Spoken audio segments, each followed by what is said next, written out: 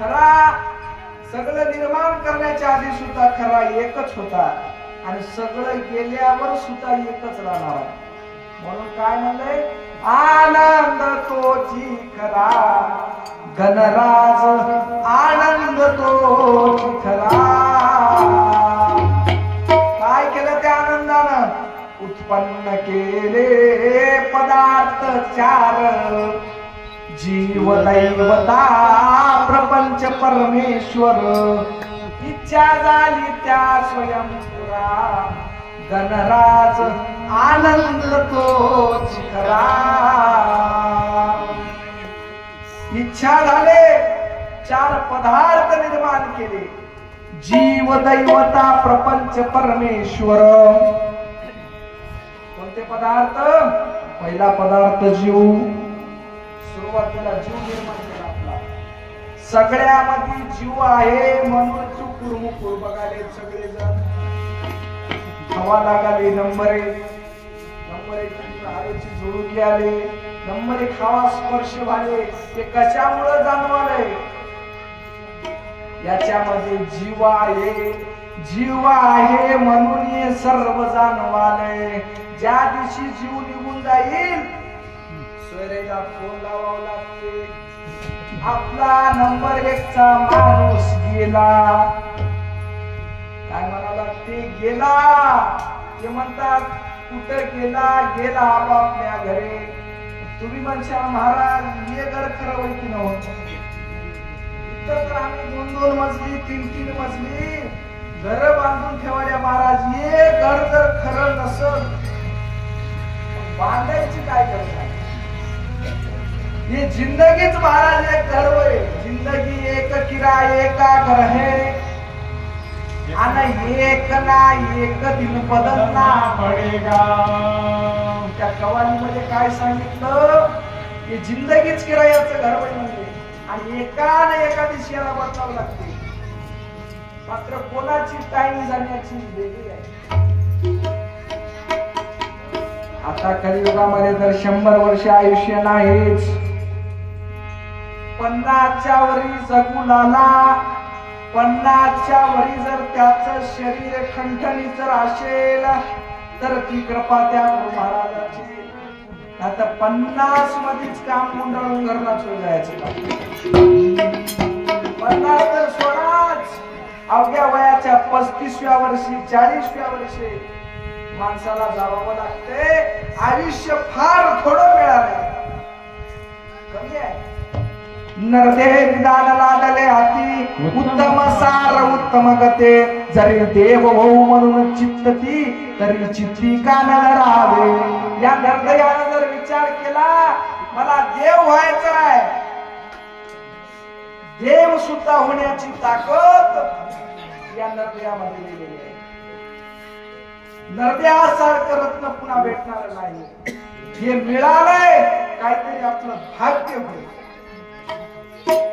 आणि हे मिळाल्याच्या नंतर काय करावं आणि काय करू नये हे कोणाला विचारावं लागते. ऐऱ्या माणसाला विचारल्यानं जमना. हे सरळ प्रश्न जाऊन गुरुला विचारावं लागते. महाराज जन्माला आलो काय करावं? महाराज माझा जन्म तर झाला, पण इथं येऊन काय करावं लागते? त्यावेळी गुरु काय सांगतात? कोठून आले कोठे जाणे विचार मनाला, गड्या तो विचार मनाला. कोठे जाणे विचार मनाला, गड्या तो विचार मनाला. कोठून आले कोठे जाणे विचार मनाला, गड्या तो विचार मनाला. कोठून आले कोठे जाणे विचार मनाला, गड्या तो विचार मनाला. कर्तव्य ते काय करावे, कर्तव्य ते काय करावे विचार गुरुला.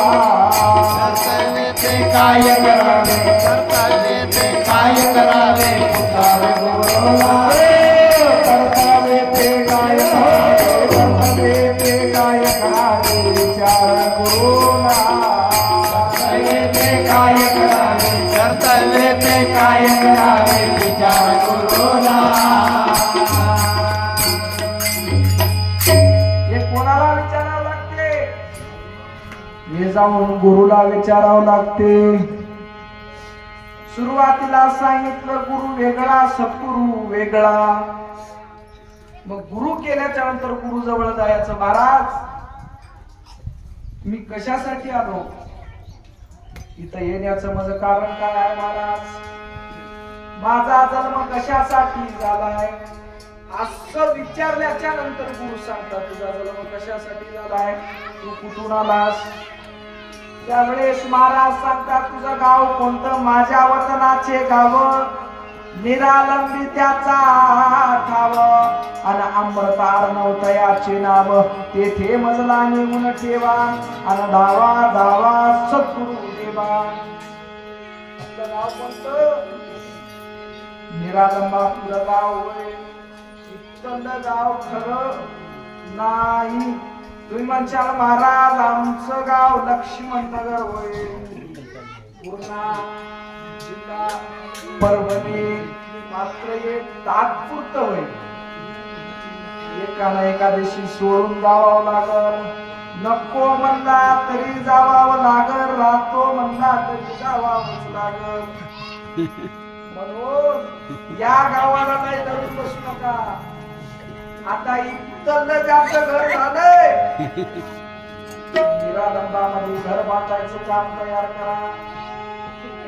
असं विचारल्याच्या नंतर गुरु महाराज सांगतात महाराज घर बांधावं म्हणालो निरालंबामध्ये कसं बांधता येते. त्यावेळेस महाराज सांगतात तुला जर इथलं घर झालंय आता तिथं जर एक छोटीशी झोपडी तरी राहावं वाटाली ना, त्याच्यासाठी काहीच नाही, नामस्मरण करावं लागते, अन्नदान करावं लागते, बस तुझं घर तिथं तयारच होती आपोआपच. मिस्त्री लावायची गरज नाही, गिट्टी गजाळी वाळू सिमेंट काहीच घेऊन जायची गरज नाही, आपोआपच घर होते. काय करा, फक्त नामस्मरण आणि अन्नदान करा. तुमच्या भीतीवर लिहून ठेवलंय देवदत्त येतो घरा, काय करी साधन करी हेची दोन, दत्त स्मरण आणि अन्नदान. हे केल्याच्या नंतर दत्त महाराज घरी येतात म्हणाले. हे जर नसल दत्त महाराज आपल्या घरी येणार. मग शिष्याने गुरुला विचारलं महाराज तुम्ही म्हणाले दोनच करा, लोक म्हणाले बक्कळ करा. आता लोक एक म्हणाले, कोणी म्हणाले प्रयागराजला चला कुंभमेळा